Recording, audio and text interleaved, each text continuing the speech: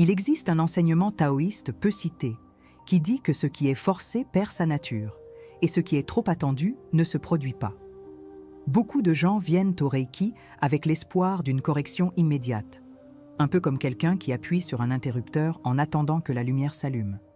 Lorsque l'effet n'est pas perçu comme prévu, on en arrive à la conclusion hâtive que la pratique a échoué.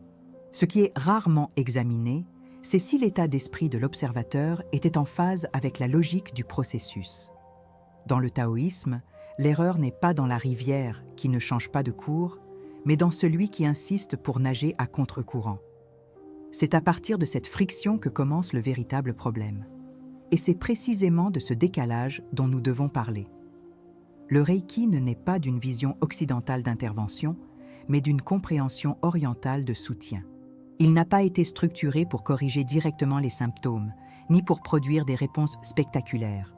Sa fonction est de renforcer le champ énergétique afin que l'organisme retrouve sa capacité naturelle d'autorégulation.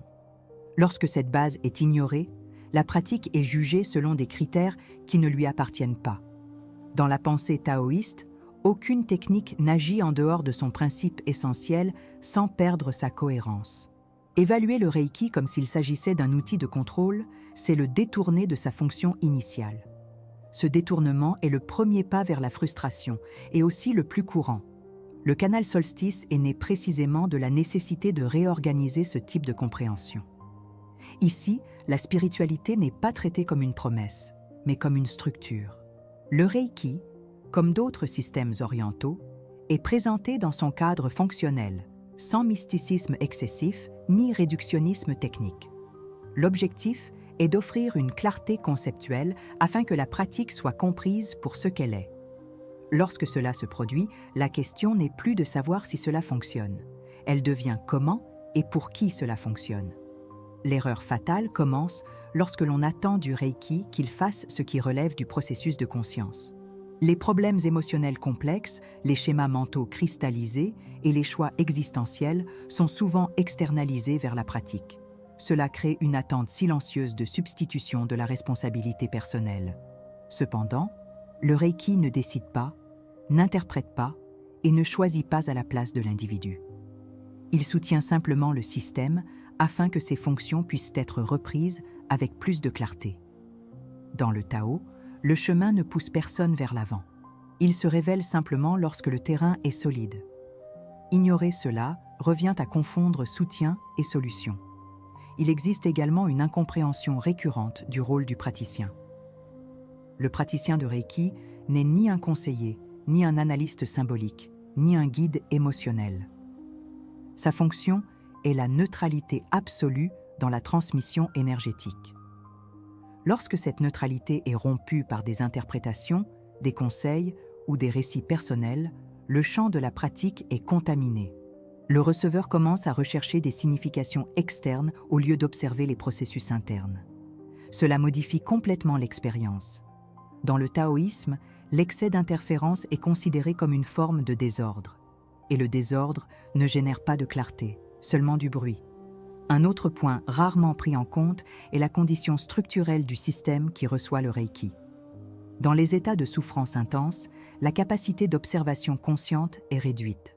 Dans ces cas, le travail initial n'est ni émotionnel ni symbolique, mais physique et énergétique.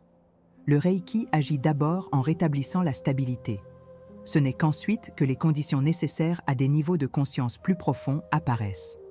Attendre des transformations émotionnelles immédiates, c'est exiger du système quelque chose pour lequel il n'est pas encore développé. Dans la vie quotidienne, c'est comme exiger le silence d'une maison sans murs. La séquence est importante, même lorsqu'elle n'est pas visible. Si cette approche vous semble logique, pensez à suivre la chaîne Solstice. S'inscrire et manifester son intérêt contribue à maintenir ce type de contenu disponible.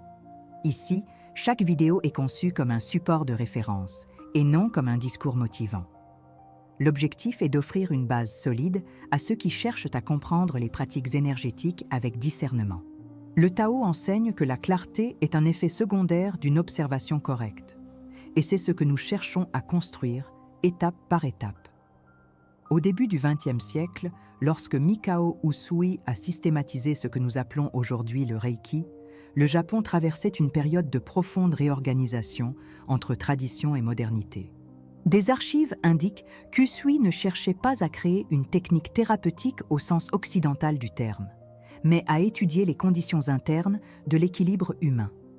Son intérêt ne portait pas sur la guérison de maladies spécifiques, mais sur la compréhension des raisons pour lesquelles certains individus retrouvaient leur harmonie, tandis que d'autres restaient en état de dépression. Ce contexte historique est essentiel pour comprendre ce que le Reiki était censé faire. Il apparaît comme la réponse à une question structurelle, et non comme une solution ponctuelle. Ignorer cette origine crée déjà une distorsion, et toute distorsion initiale a un prix à payer par la suite. Les récits des praticiens des premières décennies décrivent des expériences discrètes, souvent sans manifestation sensorielle claire. Il n'y avait aucune promesse de soulagement immédiat ni de langage à impact émotionnel. Le processus était décrit comme graduel, silencieux et parfois déconcertant pour ceux qui s'attendaient à quelque chose de visible. Cette absence de spectacle suscitait déjà des doutes à l'époque. Certains abandonnaient rapidement la pratique. D'autres ont insisté, non par foi, mais par observation continue.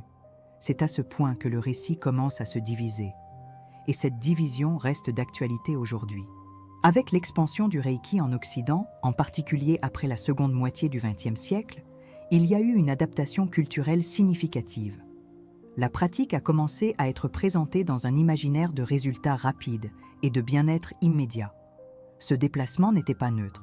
Il a modifié la façon dont l'expérience était perçue et évaluée. Ce qui était auparavant compris comme un soutien a commencé à être traité comme une intervention.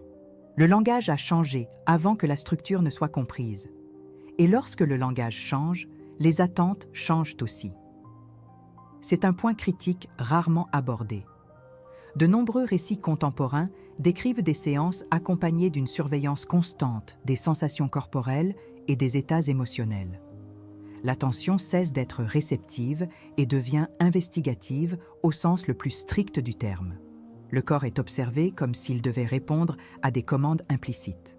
Lorsque cela ne se produit pas, le doute s'installe. Le processus interne, qui est progressif, est interrompu par des évaluations prématurées. La pratique ne faille pas, mais elle est interrompue avant de se structurer. Ce mouvement crée une conclusion sans parcours.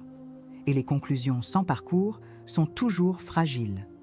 Il existe également un élément moins visible, mais décisif, lié à l'état du système qui reçoit le Reiki. En période de grande désorganisation émotionnelle ou physique, l'organisme donne la priorité à la stabilisation de base. Il n'y a pas de place immédiate pour des élaborations profondes. Le Reiki agit d'abord à ce niveau initial, en renforçant avant de révéler. Attendre une clarté émotionnelle sans soutien énergétique revient à inverser l'ordre naturel des processus. Dans la philosophie orientale, cela est décrit comme essayer de récolter avant d'enraciner. Le résultat est généralement la frustration, et non la transformation. Et cette frustration est souvent attribuée à la pratique. L'histoire du Reiki, lorsqu'on l'observe attentivement, montre que son efficacité a toujours été liée au respect de son cadre fonctionnel. Là où il y avait de la patience, il y avait réorganisation. Là où il y avait des exigences, il y avait abandon.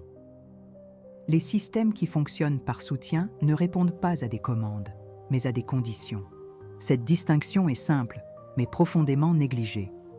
Lorsqu'elle est ignorée, l'erreur fatale s'installe sans être remarquée, et la pratique est alors jugée pour ce qu'elle n'a jamais prétendu être. Tout au long de cette vidéo, cette logique sera approfondie étape par étape, sur une base conceptuelle et sans raccourci interprétatif. Comprendre pourquoi quelque chose semble ne pas fonctionner est souvent plus révélateur que de rechercher de nouvelles techniques. Rester attentif au développement de ce raisonnement permet de réorganiser non seulement la vision du Reiki, mais aussi les processus d'équilibre de manière plus large. Lorsque le Reiki est perçu comme inefficace, la réaction la plus courante consiste à rechercher des méthodes alternatives qui promettent contrôle et rapidité.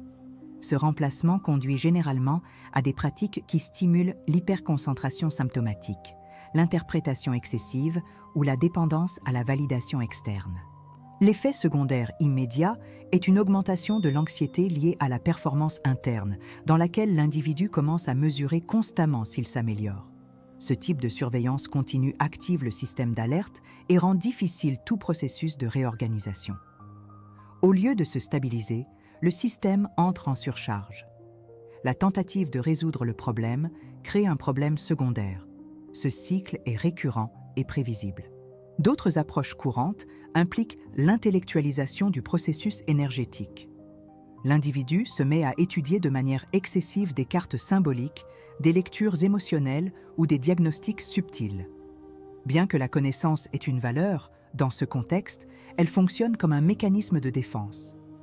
L'expérience directe est remplacée par une interprétation constante. Cela fragmente l'attention et affaiblit l'intégration corps-esprit.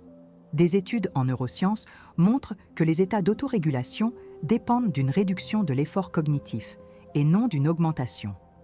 Plus le système tente de comprendre avant de se stabiliser, moins il a accès à une réorganisation profonde. Il en résulte une stagnation déguisée en activité. La pratique correcte du Reiki commence par un principe simple et vérifiable, la réduction délibérée des interférences. D'un point de vue physiologique, les états de relaxation profonde favorisent l'équilibre du système nerveux autonome. Le Reiki agit en créant ces conditions en stimulant les réponses parasympathiques. La réduction de la fréquence cardiaque, la diminution de la tension musculaire et l'amélioration de la variabilité de la fréquence cardiaque sont des effets documentés. Le renforcement énergétique correspond, à ce niveau, à la restauration des rythmes biologiques de base. Sans cette base, aucune approche émotionnelle n'est viable. Le Reiki est donc, en termes fonctionnels, une méthode de soutien à l'autorégulation systémique. Son utilité est tout aussi claire.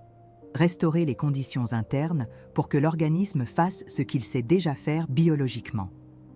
Sa mise en œuvre implique la répétition, la neutralité et l'absence d'attente ciblée. La pratique est simple, mais pas simpliste. Elle exige de la constance et le respect de la séquence des processus. Elle fonctionne parce qu'elle réduit le bruit interne avant d'exiger une réorganisation. Et c'est précisément pour cette raison qu'elle devrait être utilisée comme base et non comme raccourci. Briser les schémas mentaux courants exige de comprendre que l'effort excessif n'accélère pas les processus organiques. Le corps ne répond pas à l'urgence conceptuelle, il répond à la sécurité interne. Lorsque le Reiki est appliqué correctement, il ne cherche pas à provoquer des changements, mais à permettre qu'ils se produisent. Ce principe est conforme au modèle contemporain de régulation émotionnelle et aux pratiques de pleine conscience clinique. La différence est que le Reiki agit sans contenu interprétatif. Il ne dirige ni les pensées ni les émotions. Il soutient simplement l'espace où les deux peuvent se réorganiser. Les formes alternatives qui promettent une transformation rapide ignorent souvent cette base et accumulent donc des effets secondaires. Parmi ceux-ci figurent la frustration chronique, la dépendance à des pratiques externes et le sentiment d'échec personnel. L'individu en conclut que quelque chose ne va pas chez lui, alors qu'en réalité, c'est la méthode qui était mal adaptée. La pratique correcte du Reiki évite ce transfert de culpabilité. Elle redonne au système du temps et de la stabilité.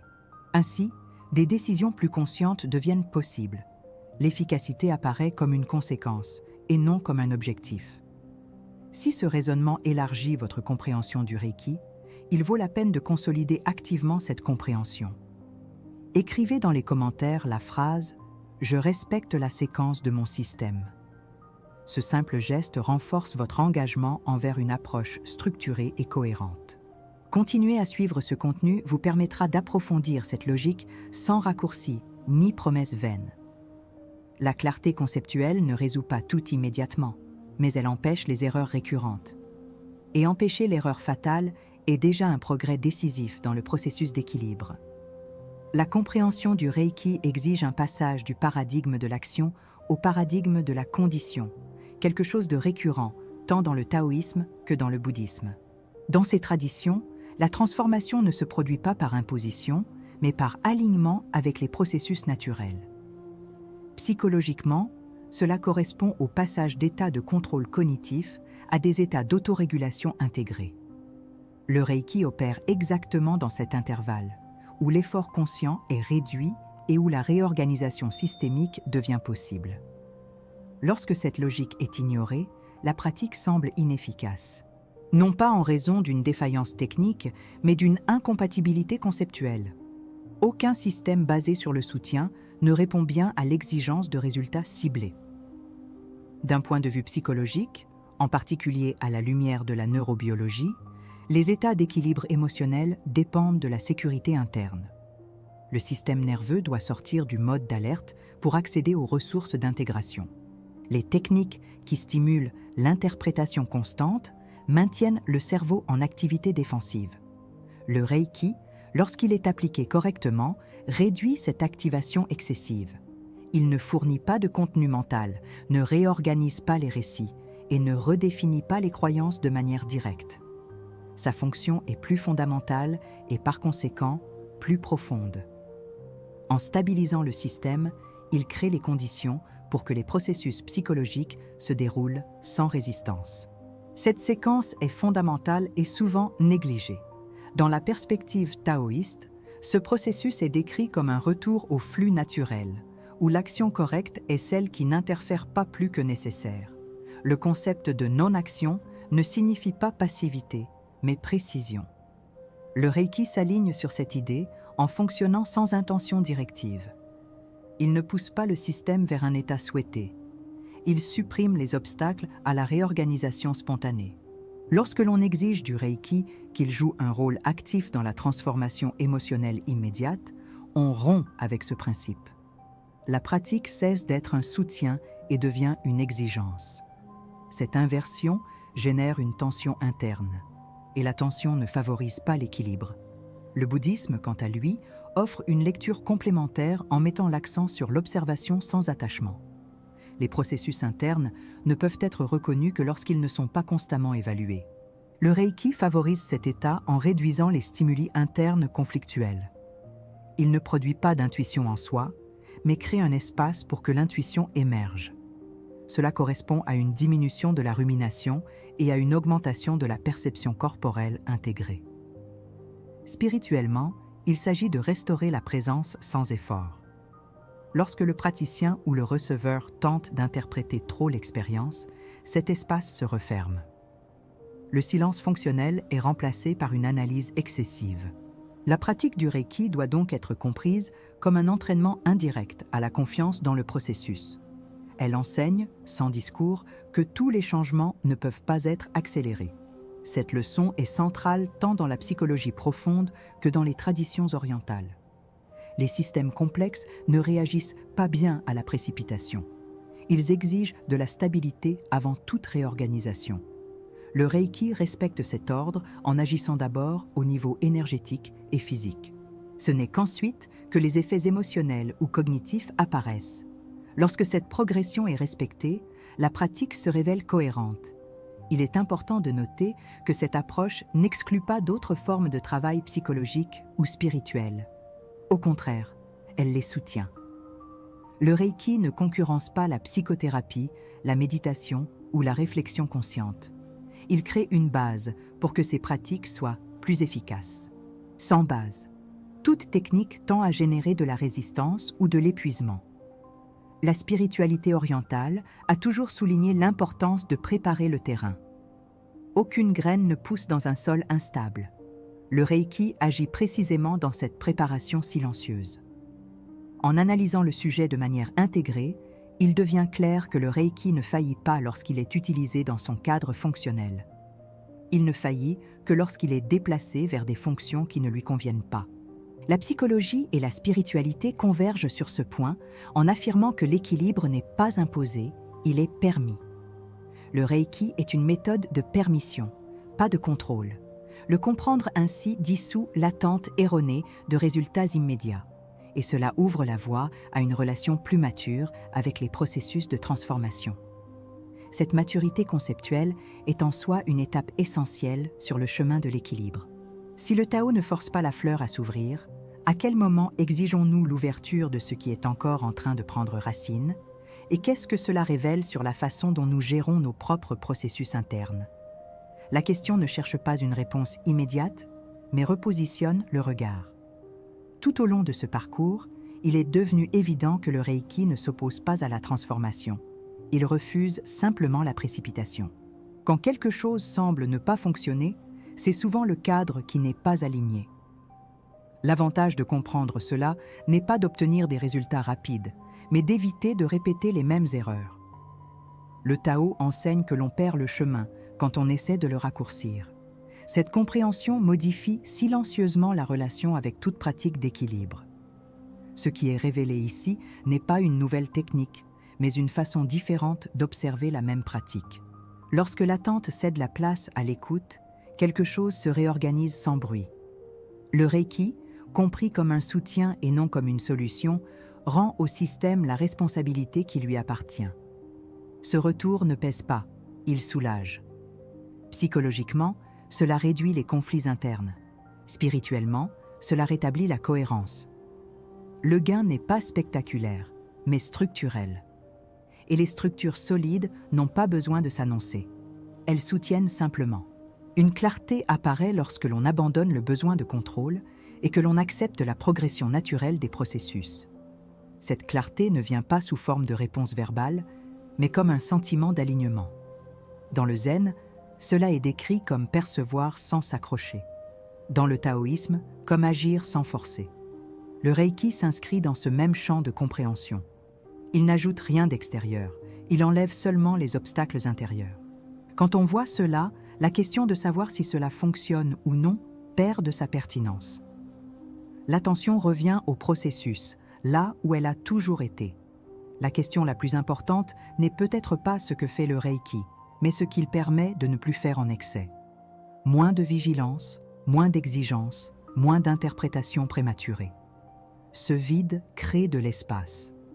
Et l'espace est une condition préalable à toute réorganisation réelle. L'épiphanie ne réside pas dans une intuition soudaine, mais dans la constatation silencieuse que rien ne devait être forcé. L'avantage de suivre ce raisonnement est de reconnaître des schémas qui se répètent au-delà du Reiki. Et les reconnaître amorce déjà un changement. Le zen nous rappelle que pointer la lune n'est pas la même chose que la voir. Tout ce qui a été dit ici renvoie à une expérience qui ne se confirme que par une observation continue.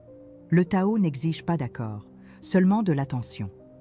Si quelque chose a résonné, il n'est pas nécessaire de le nommer immédiatement.